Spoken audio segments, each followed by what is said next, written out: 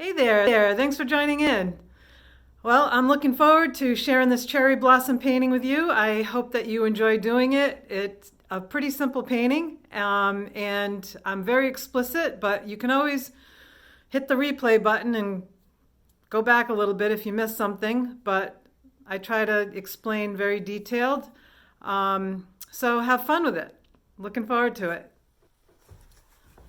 So the first thing that we're going to do is we have phthalo blue and white.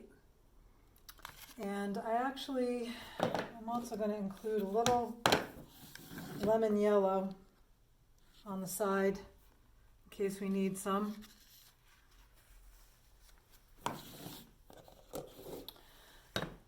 And just using our brush, just going to pull a little bit of this blue over. It's really strong. I just happen to have a little white there.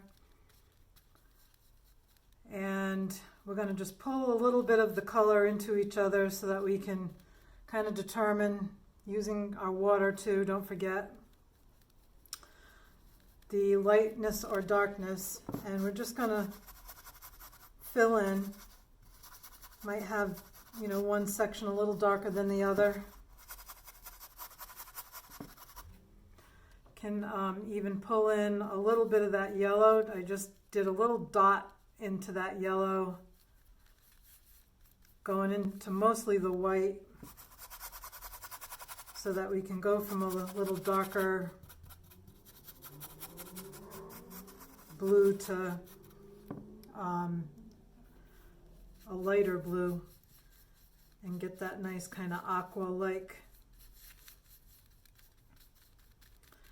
So you really want to kind of dab your color. Don't swirl or smash your paint. You just really want to go back and forth and kind of dab your mixture.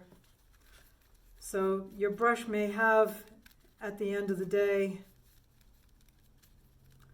kind of like a variation of white and blue on it. I'm going to pull a little bit more of that yellow, very little, bringing the white back into it. I'm just going right into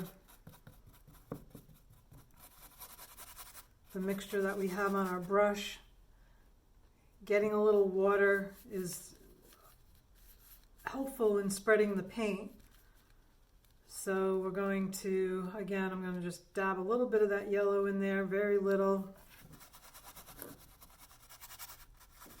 You want this to be kind of blotchy looking. You don't want to have like a totally smooth finish to it. So swirling the paint around, kind of scrubbing it in a little bit. You want to be, a little kind to your brushes, but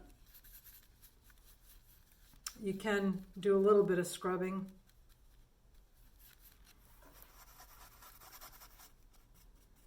And just make your way around to fill this in. Again, it's going to be kind of basically going from dark to light. Helps to dab into the canvas too to get the porous parts so you don't have any speckled whites of the canvas showing through. And you can just kind of swirl around to make sure you got it filled in pretty good.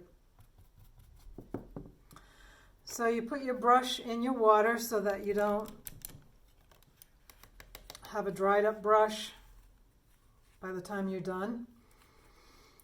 And we're going to use this blue, maybe with a tad white, but we're going to use this blue and go right over this, starting from the top right of your canvas, about less than an inch to the left in, and just very carefree, just bring a branchy like shape coming down. Can have, a little bit of a pointy edge like that. And then you want to, at some point, veer off, give it another curviness for interest. We can have another branch coming down this way. Don't worry about doing it exactly like I'm doing it, just trying to create a little bit of variation. We'll have a branch coming from the bottom, kind of going off this way. And then we're going to add our birds, which is very simple. Just start with a little circle and a pear shape from that circle, and then just a triangular shape coming from that pear shape, and that's one bird. Then you want to do another circle next to it, and this time you're going to kind of dip and go around and out, so you're going to have like a little curvy line coming from the head. And again, from the head, you want to make like a belly and meet up with that curvy line that you made for the back of the bird. Then we'll just kind of indicate where some flowers might go. We don't want to go too crazy because the flowers are going to be pretty dabbed on, but we do have, you know, some branch-like parts to the petals and the buds. So just kind of indicating where those are. Same thing, you know, about part of the way in from the left. I'd say maybe 2 inches in. Bring some of these, I wish I was a botanist so I could tell you exactly what these are called, but the little twigs that the buds and the flowers come off of. And then we've got another one kind of coming up and around, and we have some more branches here, and we'll put some flowers in this area. Have a cluster of flowers that we want to come off. A couple of clusters over here, but a lot of this is going to be very loose and dabby, but you want to have some things kind of going off your canvas. You don't want everything to be uniform or the same size or to fit in your canvas just perfectly. There's a little more interest when you have some things kind of going off your canvas. So don't worry about making everything perfect. The flowers are going to be kind of come on their own. And we can clean our brush off, move to the next batch of color, which we're going to use the burnt umber.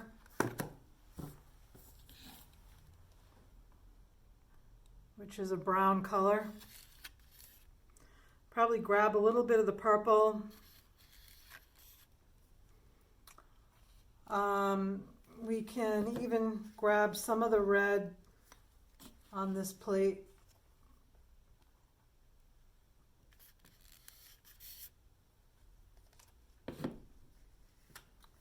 And a little bit of the dark green, and we may go in for a little more color after that. If you are using a palette knife, it's always good to clean your palette knife off in between color.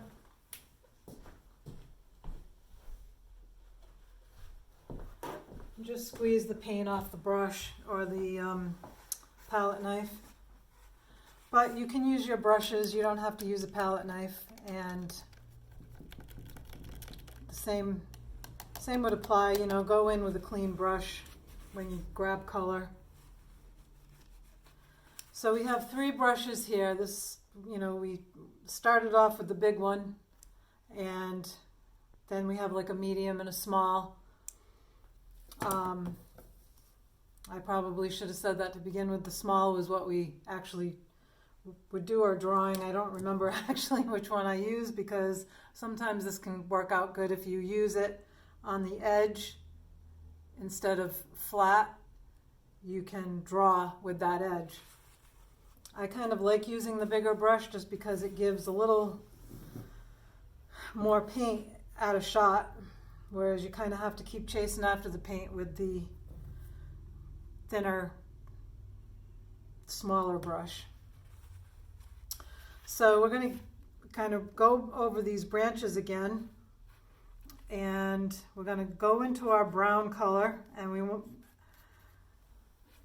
actually could even use some of the blue over here as well to just kind of make it a little dark. If you mix brown and blue together, you can get almost a black. It's a very dark brown. And we'll just go over our lines, and I'm using again the medium brush, and I'm using the edge opposed to going flat. Actually, we're kind of working wet into wet, which is a pretty useful thing because we're able to create a little bit of variation that way. But before you go on to your next part of your branch, definitely get more color. I have a lot on my brush, so I'm going to go on the other side of the birds for this strip. And you can come back around.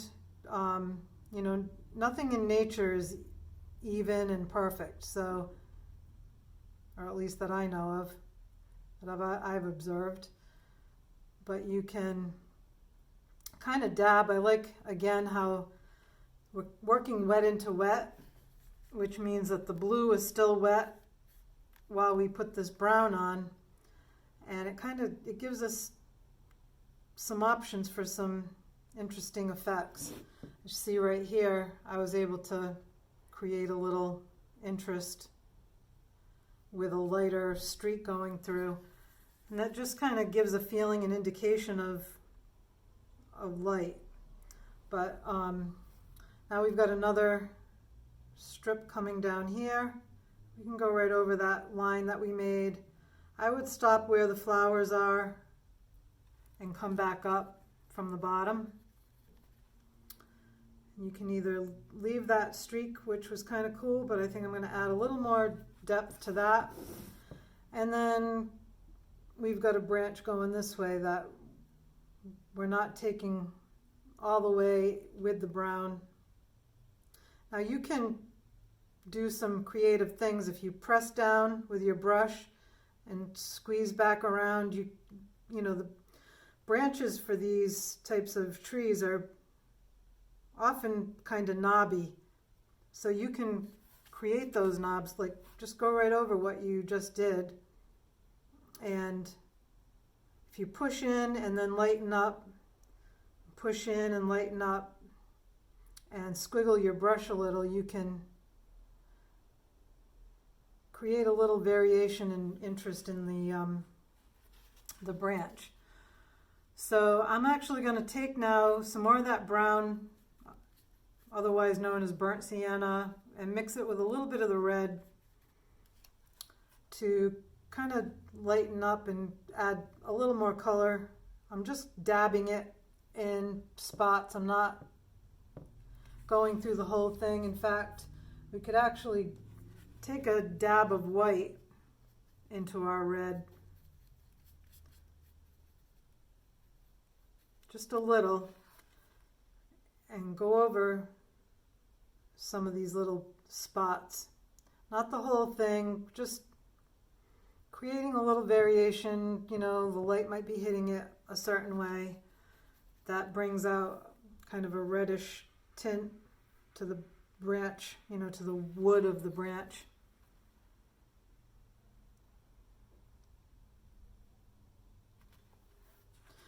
And you can then squeeze the paint out of your brush pounce it into your cup. This is mine. I'm pouncing it in there to really get the paint out.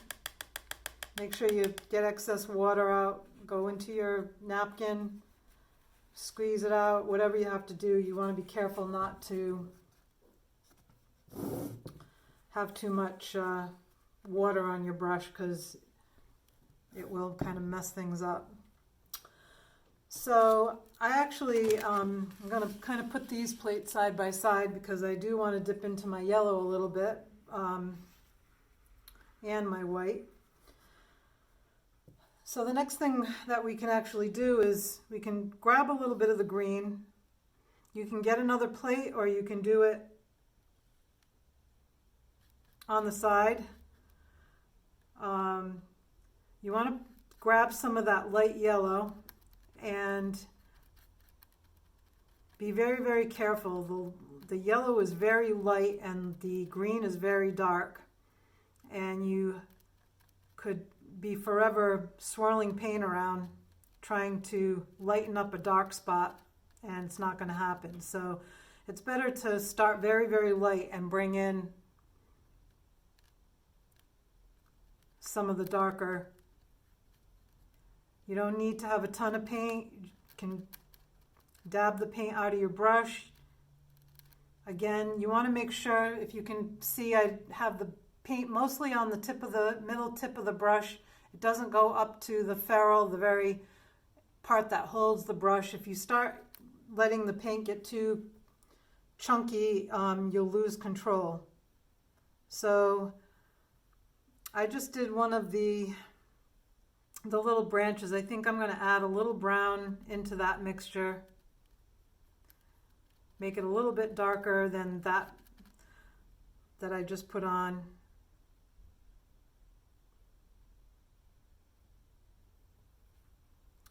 And you can go around and using the edge. If you're more comfortable using this brush, go ahead, but this really holds more paint when you use this medium-sized brush and hold the edge right flat straight down and use it as a straight edge, and just go right over those lines that you made. I'm going to grab a little more yellow, put it on the side, grab a little bit of the brown. Of course, you see I'm not mixing it completely, I'm just kind of pulling it together very carefully. And if you're able to see this particular, because I didn't mix the paint completely, that particular stroke was almost like a rainbow of the green and the brown and yellow.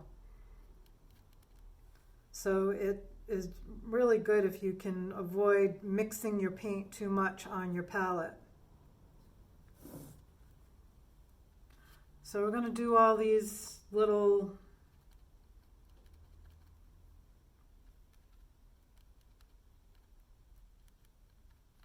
stem parts of the flowers. Now this you can choose to go over or under. It's up to you. This is coming out a little different than the original, so I kind of went over on the other, but I think I'm going to actually have it go under. And then we've got a couple of branches or stems to the flowers. That would be green there, or this mixture. So again, I'm squeezing the paint out of the brush first. Clean my brush by dabbing it into my water. That phthalo blue is really, really strong. That's why my water is really blue looking. Typically, you want to try to not let your water get too dirty, because then it will color your other colors a blue. So I am going to go to the red. I'm going to move the red over to a new plate. I'm going to clean my brush off, and I'm going to grab the white.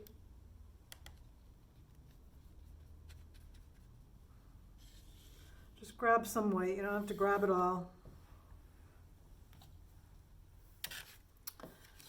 And I'm keeping these other plates just to the side for now. Just makes it better to avoid accidentally dipping into another color. So again, the white is very light and the red is very dark compared to the white. So we want to kind of bring the colors to the middle, and our flowers go from straight red to a very light pink. So we can start with this kind of even mixture, and all you need to do, you can use the side of your brush like that, which kind of creates a petal-like shape, or you can even use, round off and use the flat of your brush. You can come back in and get some flowers a little more defined as more red, but it's just like a really just a dab-like stroke. And you can just go right over some of those strokes.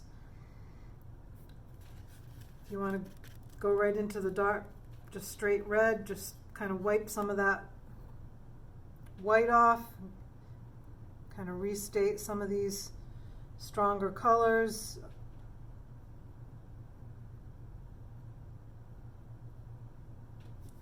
These are more like clusters of flowers, which makes it a little easier to handle.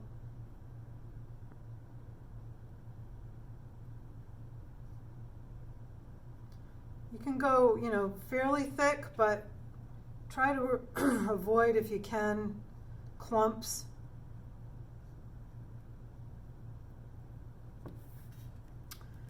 Now I'm pulling back into the white.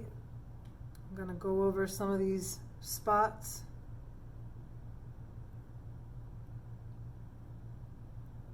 You can almost, in some cases, just redraw, but when I go back to my palette, where my paint is, I will smush down a little bit just to get some of the paint off, because it's starting to get up towards the feral part of it, and at some point you'll need to wipe it off.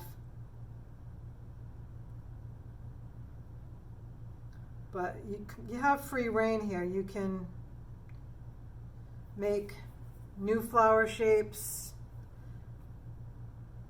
You can make multiple flowers or just one big cluster flower.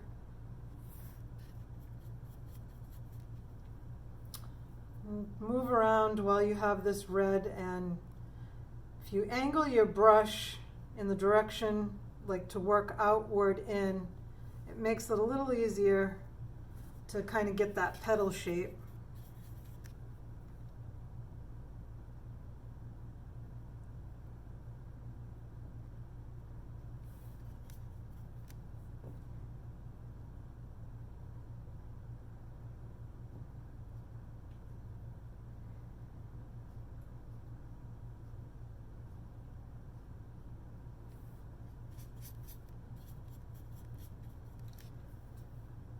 Just work around until you get all the happy flowers in. You know what I'm talking about.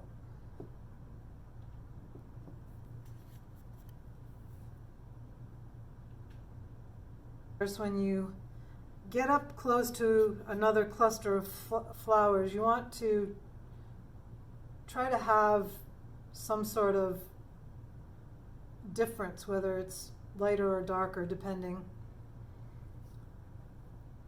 I mean, if I'm actually going to just push this to make another flower cluster over here, I'm going to squeeze the brush out. Probably could even stand to use your paper towel and squeeze that paint out of the brush. Go into the white. There'll be a little bit of red on there, and you can accentuate the edge, Go in the middle of some of the flowers.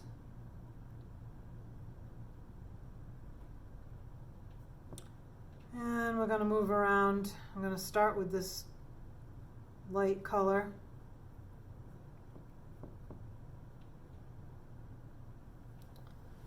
The world is your oyster when you are painting a painting. Definitely don't need to worry about perfection.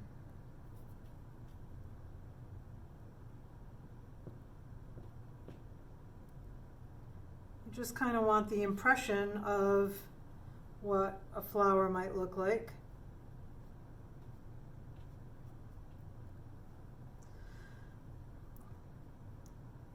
Cherry blossoms, from what I can see, actually have 5 petals. I'm not really sticking to that degree, but if you feel like you really want to make it true to a cherry blossom, and I'm not a cherry blossom expert, but it's what I've observed. I guess there's quite a few different varieties of cherry blossoms all over the world. So maybe some in other parts have more than 5 petals, but if you get carried away making petals, all you have to do is modify it with a little white. You can pull maybe 2 petal-like shapes together to make one, kind of like that.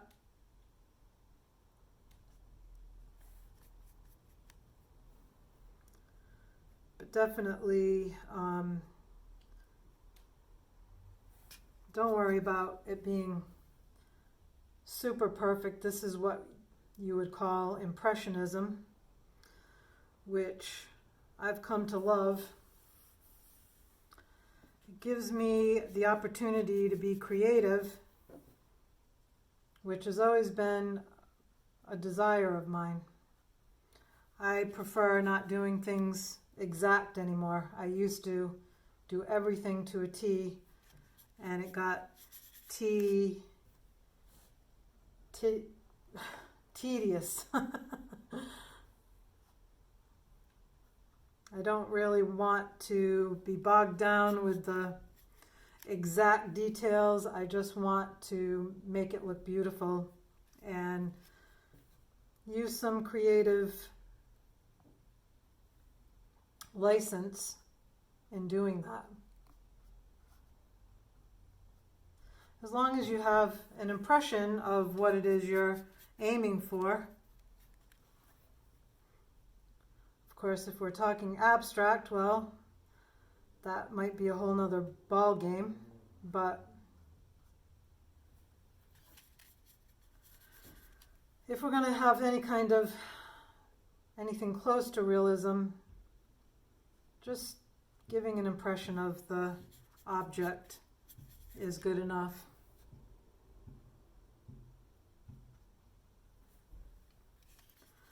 Cool thing about this is this paint dries fast, so gives the opportunity to go back over and strengthen and darken darks and lighten lights, and if you wanted to modify or change in any way any of the flower shapes, you can easily do that.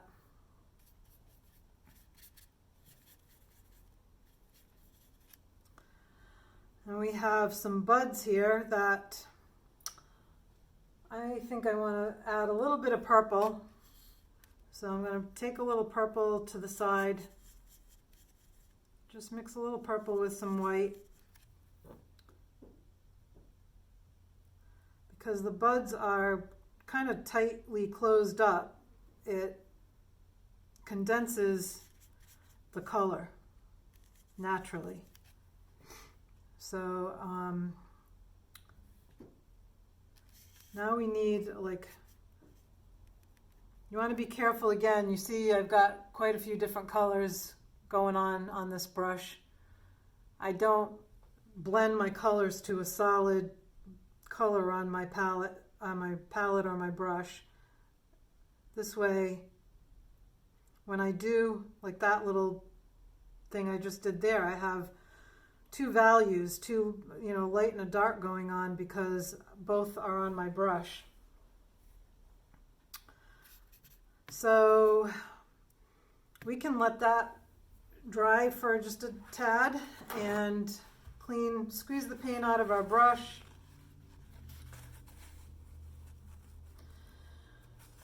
There's actually parts to this that you can add if you wanted. I didn't add it in the original painting, but you could add even a little more color. If we grab some of the medium yellow, I usually have 3 yellows on my palette, which this kind of shows you. I've got a mustard yellow, a Cheez-It yellow, medium yellow, and a very light yellow. That's pretty standard for doing these little paintings. If I am working on something of my own, professional painting, there's a good chance I'll have more than one yellow going on. But if I mix a little yellow with the red,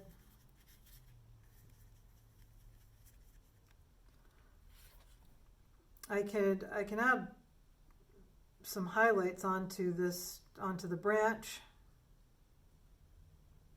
if you wanted. Even go into that little purple mixture a little bit. Not the whole thing, just little dabs here and there. Places that it seems like maybe the light would hit it. And again, squeeze your brush out.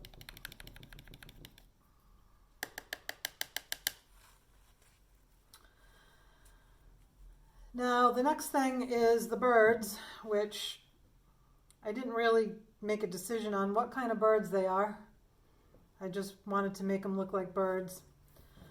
It might not be bad to go now to your thinner brush just to maybe get a little more definition to the beak, which we can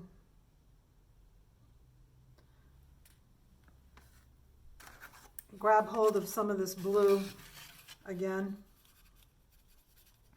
You want to dip always, try to keep your brush medium wet. You don't want it to be too wet. And we can kind of go over joining the head of this bird, swooping down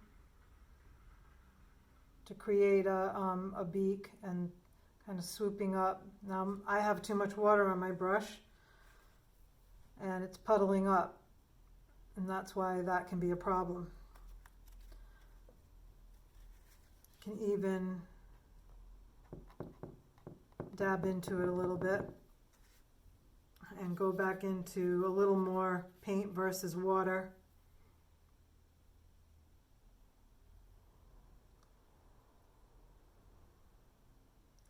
So I just wanted to make the birds kind of stand out a little bit. So I went with some purple.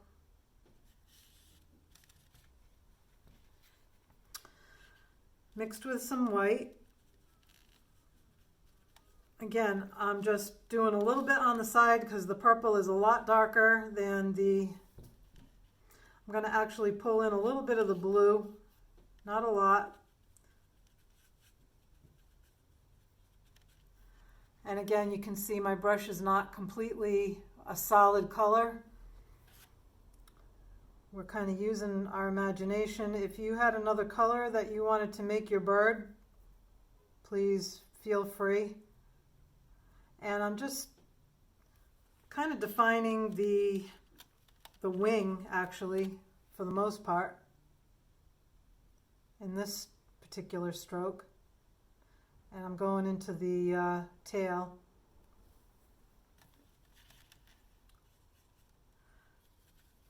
mixing that purple in with the blue. I used not very much white. Now here again you can use your smaller brush. I just prefer using the edge of my medium brush because then I get more color. Now on the head, because it's really small, I'm just dabbing. You can let some of that blue outline show. It's really not a thing. I am going to go back in with my smaller brush, however, and I'm making, because hummingbirds kind of have a dark beak, I'm just going to keep this beak on the dark side, and I'm just going to go very carefully, just making a little triangular shape. It doesn't have to be anything fancy, just try to keep it as thin and small as you can, so you're using the very, very tip of this brush. The other bird, I decided to use kind of the brown and this medium yellow, which is called yellow ochre technically, or mustard yellow in my painting classes.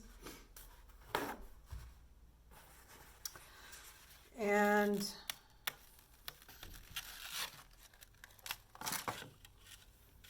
I have actually, as you can see, quite a few plates handy just to avoid a mess. I have, mainly one plate, but it's broken up now into a few different plates for different colors. But this yellow ochre or mustard yellow with the brown, again, you want to, because the yellow ochre is so much lighter, be very careful. You don't want to mix it all together. People have a tendency to want to stir like they're stirring a pot and mix it all up nice and tight and tidy. You actually want to try to avoid that, because as you can see right now, as I fill in this bird, I'm getting like the yellow and the brown in my mixture because I didn't swirl my paint so hard.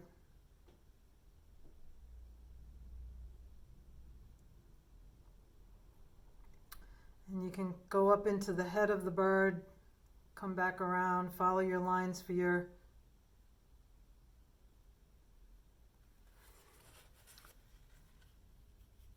get a little darker on the head if you want.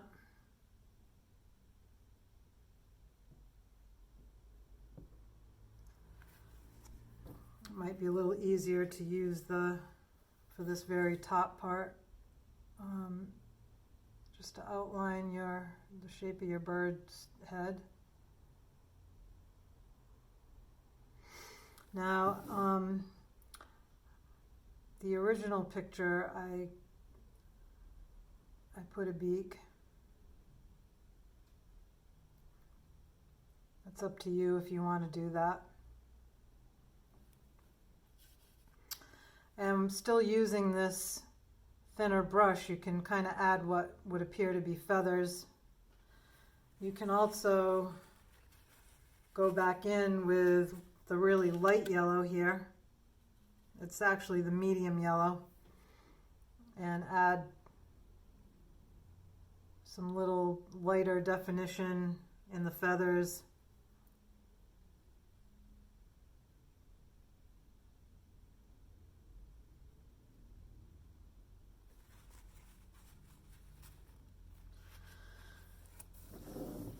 Now, on your petals, if you haven't decided to do any more to them, you could actually, let me see, I actually had a good mixture going here with the brown and the black. I'm sorry, not black, the dark blue, the blue with the black. It kind of oh my word, the brown and the blue makes black. And that's why I keep saying it, because I'm looking at it and it looks black to me. So we can actually just like dot in the center of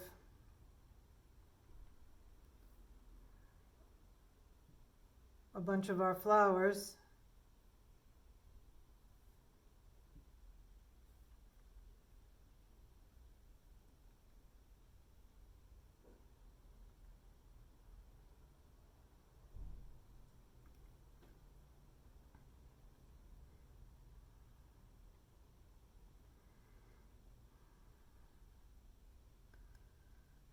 You don't need a lot. You just dab lightly, like I just didn't do. Doesn't matter if it's a little browner versus bluer, but that's pretty much it for this. There's more that you could do if you felt like you had the desire and energy, but this actually ends up making a pretty little painting. Then you can pick a color where, I don't know, like I might go with the purpley blue.